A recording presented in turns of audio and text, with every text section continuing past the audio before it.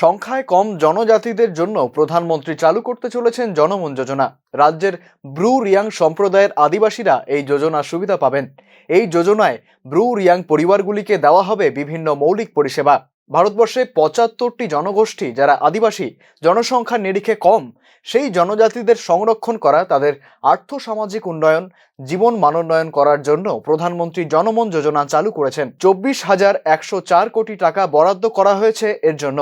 যাদের পরিবারের সরকারি চাকরি নেই, পাকা বাড়ি নেই, তাদের অন স্পট প্রধানমন্ত্রী আবাস যোজনার ঘর প্রদান করা হবে।